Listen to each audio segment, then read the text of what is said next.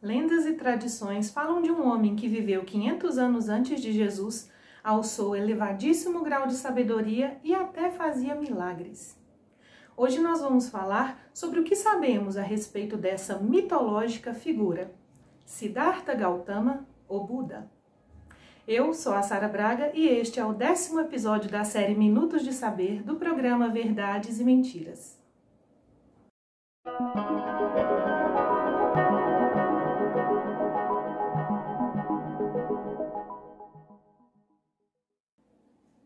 Para muita gente, quando se fala em Buda, logo vem à mente aquela imagem, né, de uma figura obesa, sorridente, muito vendida nas lojas esotéricas, sob a qual costumam depositar algum dinheiro com o fim de atrair sorte e fortuna. E outras pessoas, por outro lado, imaginam Buda como um sujeito esquálido, né, aquela esquelético, em função do longo jejum que ele teria passado. Então acham que ele era um cara magrinho, magrinho, magrinho. Dizem até algumas lendas que dava para ver a coluna dele através da barriga. Mas na verdade ninguém sabe como era esse Siddhartha Gautama. Ninguém sabe, né? Esse sábio dos Shakyas. O que se diz, né, é que ele conseguiu, através de um longo ascetismo, atingir a iluminação, o tal do Nirvana, né? Parece que ele faleceu por volta dos 80 anos com uma intoxicação alimentar. Sim, o que dizem é que ele nasceu em Lumbini, né, no Nepal, por volta do ano 563 antes da Era Comum, e que provavelmente por uma intoxicação por ingestão de cogumelos ou de carne de porco, ele teve um problema, né, de intoxicação e faleceu aos 80 anos. Pesquisadores também falam, né, que ele não era um príncipe e o pai dele não era rei. Eles pertenciam à elite da época. É verdade, hein? Aliás, a maior parte dos livros que eu li sobre o Buda, né, sobre o Siddhartha Gautama, enfatiza que ele era um príncipe, que ele viveu no meio de fartura, né, de riqueza, que ele era uma pessoa nobre, cercado, e que ele era isolado das coisas frias e das coisas horríveis do mundo, da velhice, da maldade e tal. Mas isso tudo é uma lenda. Na verdade, os estudiosos modernos não acreditam que foi assim. Ele era de uma família nobre, de uma família privilegiada da época, com certeza, mas não era príncipe nem filho de rei, não. As imagens dele surgiram séculos depois da morte, né? E também dizem que ele não foi o primeiro Buda, o primeiro iluminado. Pois é, tanto essa imagem do gordão lá, do obeso sorridente, né, sobre o qual as pessoas colocam dinheiro para atrair boa sorte, como também do sujeito magrinho e tal, esquálido que nós já falamos, são apenas concepções imaginárias, porque realmente ninguém sabe como que era a coisa. De acordo com o capítulo 27, né, do Buddhavamsa, que é um texto hagiográfico escrito entre os séculos 1 e 2 antes da Era Comum, existiram outros 27 Budas antecessores. Siddhartha teria atingido o estado psicoespiritual de iluminação, ou Nirvana, aos 35 anos, após passar 49 dias introspectivo, meditando sob uma árvore num local hoje conhecido como Bodh Gaya, em Bihar, lá na Índia. A árvore original foi destruída, mas seus brotos foram plantados e outra árvore no mesmo local surgiu, né? E hoje é venerada por budistas do mundo inteiro. Bacana. Com relação ao Nirvana, né, é uma palavra em sânscrito que pode ser traduzida como extinguir ou até apagar, né?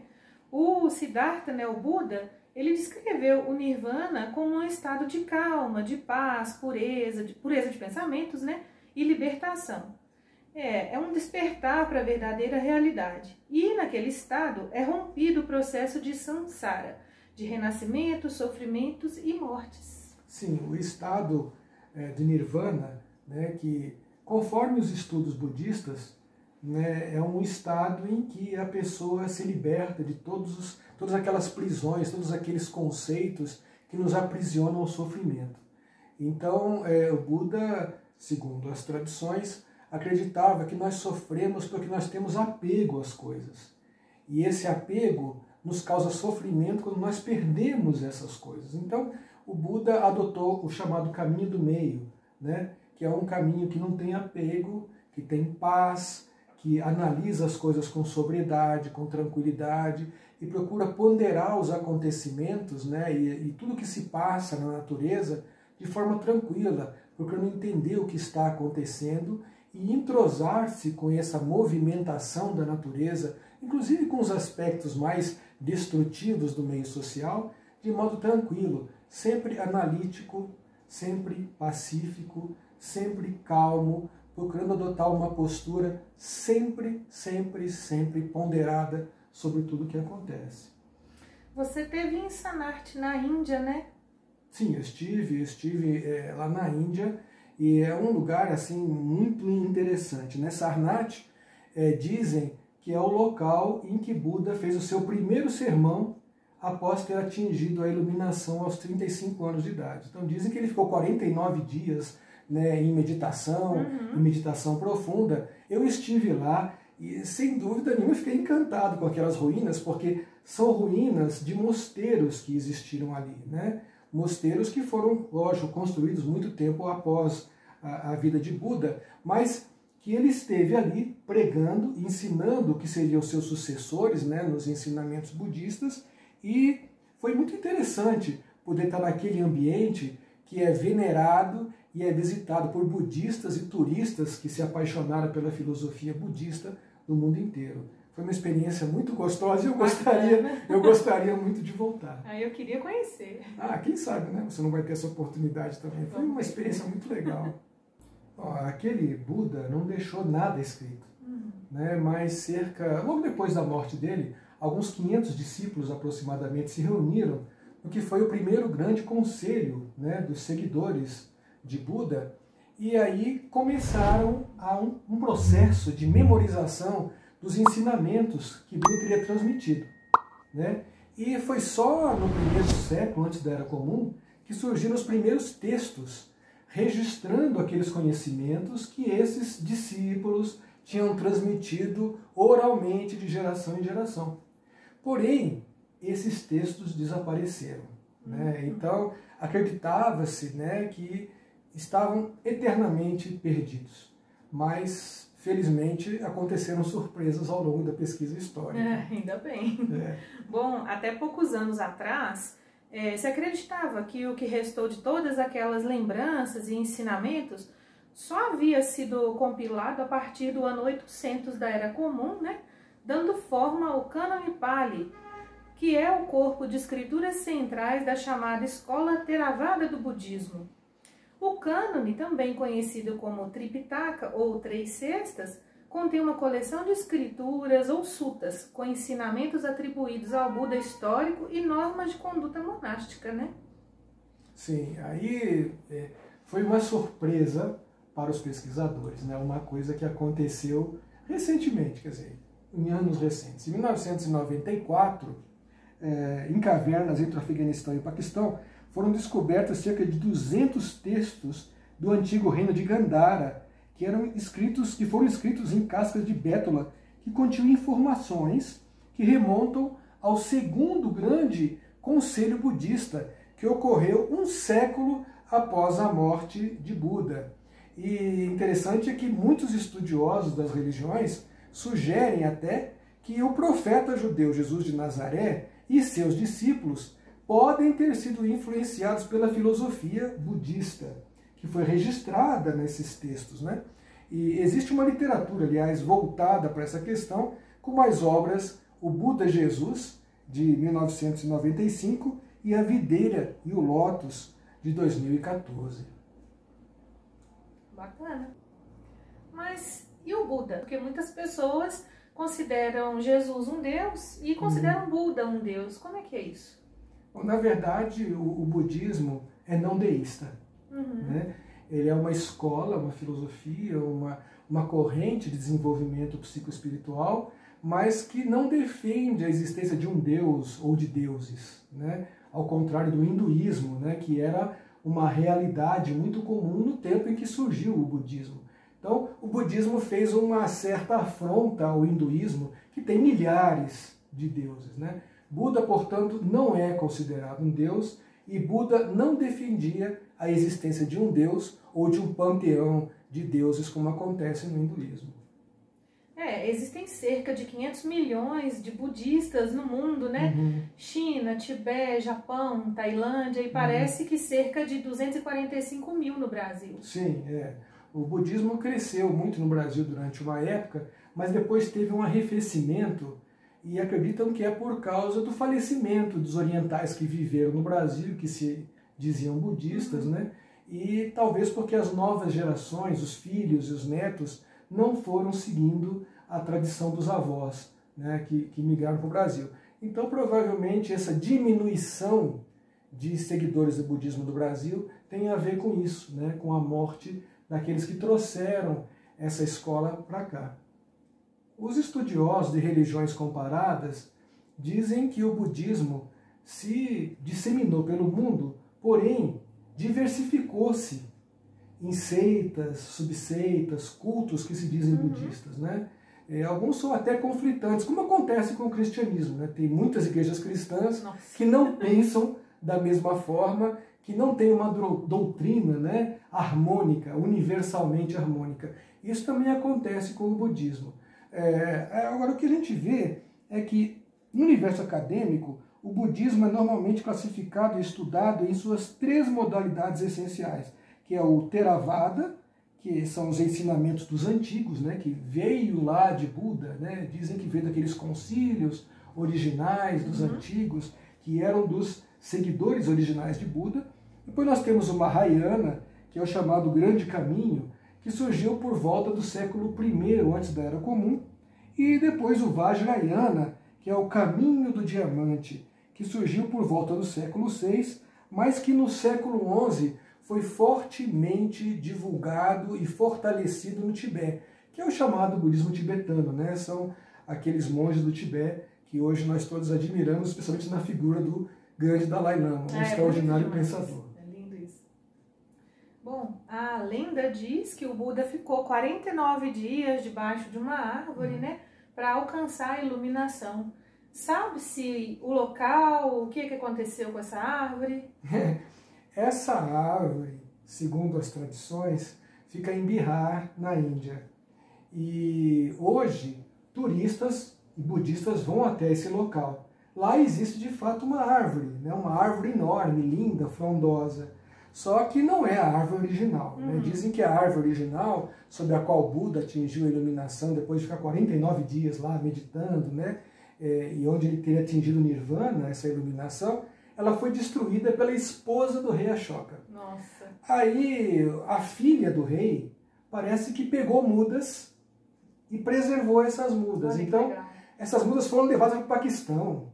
E depois lá cresceu uma nova árvore. E de lá tiraram outros pedacinhos dessa nova árvore e devolveram lá para a Índia, lá em Bihar. E cresceu então a árvore que está lá na sua 5ª geração. Nossa. Então essa 5ª geração é um filhotezinho, né, legal, da árvore original, segundo as tradições, sobre a qual Buda teria atingido a iluminação. Então hoje a gente pode visitar, turistas vão lá, e você vê aquela árvore maravilhosa, majestosa, com galhos lindos, né, maravilhosa. Então, se Buda não atingiu a iluminação lá, pelo menos aquela é uma árvore bastante iluminada, porque ela é linda, é uma árvore linda. Em algumas igrejas cristãs existem relicários, né, com restos mortais, objetos de santos, que são venerados pelos seguidores, né, das igrejas. E no budismo, alguma coisa sobre Buda, algum relicário, alguma coisa guardada que lembre ele? Existem, né? A gente vai encontrar no Oriente diversos templos budistas que alegam ter relíquias, que seriam remanescentes do Buda. O que a tradição diz é que quando Buda morreu e ele foi cremado, né, que esses restos mortais foram divididos em 10 lotes. E esses 10 lotes foram divididos entre aqueles seguidores que eram mais influentes, que eram mais, né, tal, na época. E daí, com o tempo, esses lotes foram sendo subdivididos. Então a gente vai encontrar relicários por todo o Oriente com dentes, ossos, Nossa. até cabelos, né, que afirmam que são de Buda. Em Kushinagar, por exemplo, nós vamos encontrar uma estupa parecida com aquela que eu apareci na fotografia lá, né, da Mek Stupa. Né? Existe uma estupa em Kushinagar que é justamente o local em que dizem, né, ou diz a tradição, que foi feita a cremação do corpo do Buda. Então, a partir daquela estupa em Kushinagar, foram criadas várias outras estupas no Paquistão, ao longo da Índia. São milhares de estupas, né? E milhares de mosteiros. Alguns mosteiros mais destacados afirmam preservar restos mortais do próprio Buda. Então, isso é uma coisa interessantíssima. É muito difícil dizer, né, não querendo ser leviano, mas é difícil afirmar que esses restos são verdadeiros, né?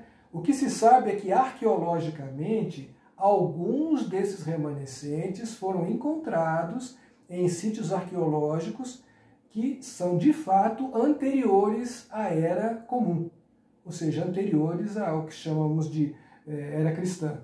Então, pode ser que tenham algum vínculo com o Buda original, ou pode ser que não. Eu tenho uma curiosidade, me surgiu essa questão agora. Será que o exame de carbono 14 detectaria alguma originalidade nisso? Eu acho um pouco difícil, né, porque são amostras muito pequenas. Então, o exame de carbono 14 demandaria o desgaste, né, de algumas dessas amostras. E eu acho que os devotos, os seguidores de Buda, jamais permitiriam que aquelas pequenas amostras de dente e tal fossem destruídas, né, para que fosse feita uma datação. Bom, várias religiões dizem que seus líderes realizavam milagres. E Buda realizou algum? Isso é um problema, né, porque, como eu disse no começo, assim como nós não temos provas históricas, indiscutíveis, sobre a existência de Jesus, né, o profeta judeu Jesus de Nazaré, nós também não temos provas indiscutíveis sobre quem foi e o que fez Buda, né, Siddhartha Gautama.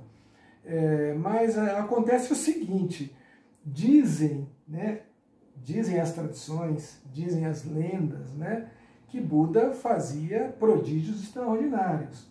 Por exemplo, falam que ele caminhava sobre as águas, falam que ele fazia telepatia, fazia curas, dizem que ele conseguia reproduzir cópias do próprio corpo, né, e produzia assim bilocações. Dizem que ele era capaz de visualizar as encarnações anteriores dos seus discípulos e seguidores, ele era capaz de teleportar objetos, influir psicocineticamente sobre a matéria, ao ponto, né, de não só produzir cópias do seu próprio corpo, mas de caminhar sobre as águas, né, ficar invisível, levitar, e até dizem que o Buda subiu ao céu e voltou. Nossa, então é claro. Pesado. Né, interessante que o cristianismo fala algumas coisas muito parecidas, né, em relação a Jesus. Né? Então, inclusive essa semelhança faz alguns pesquisadores acreditarem que alguns seguidores de Jesus resolveram somar, né, as lendas, as tradições do cristianismo, alguns milagres que teriam originalmente acontecido com Buda. Talvez para dizer, tá vendo? O nosso Jesus era tão grande, tão poderoso, tão sábio quanto o Buda que viveu 500 anos antes. Bom, pode ser que sim, pode ser que não, né? Quem sou eu para dizer, né? Enfim, está nas lendas, está nas tradições, né? É o que nós sabemos. Bom, agora uma questão que eu queria te perguntar. Segundo o científico espiritualismo que você criou, teve alguma relação, alguma influência do budismo? Olha, o científico espiritualismo é uma área de desenvolvimento pessoal, de autoconhecimento, que é muito eclética. Então nós estamos sempre muito abertos a toda e qualquer forma de conhecimento que possa somar, né, ao nosso autoconhecimento. Então não importa de onde vem, se é do cristianismo, se é do budismo, se é do islamismo, se é de um ateu, não interessa. Se for uma informação útil para o nosso crescimento e aprimoramento pessoal, isso é importante para nós. E é claro, o budismo, né, em suas diversas formas, ele é riquíssimo, riquíssimo de reflexões, né, de filosofias, que, sem dúvida alguma, não só afetaram o científico espiritualismo, mas com certeza absoluta, afetaram o pensamento de cientistas que se destacaram no mundo científico com uma forma de orientar a maneira mais saudável de buscar o conhecimento.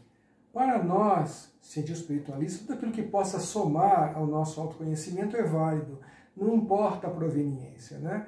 E no budismo, nós vamos encontrar alguns textos, alguns registros de ensinamentos que são atribuídos a Buda. Nós não podemos provar se realmente vieram dele ou não, mas que são atribuídos a Buda e que são de uma profundidade, de uma riqueza maravilhosa. E um desses, sem dúvida, o científico espiritualismo usa como parâmetro. E eu vou até ler aqui para vocês, porque eu acho que vale a pena, como eu uso esse texto como uma referência, eu acho que vale a pena para todos nós ponderarmos a respeito dele. Não acredite em algo simplesmente porque ouviu. Não acredite em algo simplesmente porque todos falam a respeito. Não acredite em algo simplesmente porque está escrito em seus livros religiosos. Não acredite em algo só porque seus professores e mestres dizem que é verdade. Não acredite em tradições só porque foram passadas de geração em geração. Mas depois de muita análise e observação, se você vê que algo concorda com a razão e que conduz ao bem e benefício de todos, aceite-o e viva-o. Bom, pessoal, nós esperamos que vocês tenham gostado muito desse programa. Foi muito bom fazê-lo para vocês. Nós estamos aqui com toda a predisposição do mundo, com o coração aberto, com a mente aberta, com a maior humildade possível, para explorar todas as verdades e mentiras que afetam positiva e negativamente as nossas vidas. A Sara criou esse programa para isso, e é por isso que eu estou aqui, porque eu acho que essa é uma causa muito importante. Nossa vida é afetada, sim, por verdades e mentiras, e muitas vezes nós não sabemos quais são as verdades e quais são as mentiras, e deixamos que as nossas vidas sejam conduzidas por elas sem saber. Então eu acho que essa ideia da Sara de criar esse programa foi maravilhoso, e eu estou aqui com esse propósito de ajudar. Espero que você também esteja acompanhando esse trabalho, deixe os seus comentários, deixe o seu like, ativa o sininho de notificações, e olha, porque nós precisamos muito do seu apoio, de você que, como nós, tem a curiosidade de descobrir todas as coisas fascinantes que acontecem na nossa vida e que nos afetam sob a forma de verdades e mentiras. Muito obrigada, gente. Até o programa da semana que vem. Obrigado pela sua atenção. É sempre um prazer ter você com a gente. E é sempre um prazer estar junto com você, meu amor, Sara. Obrigada. Que é uma pessoa que divide comigo um grande ideal de descobrir o que há de melhor para nos tornar pessoas mais felizes, mais livres e realizadas. Até o próximo programa.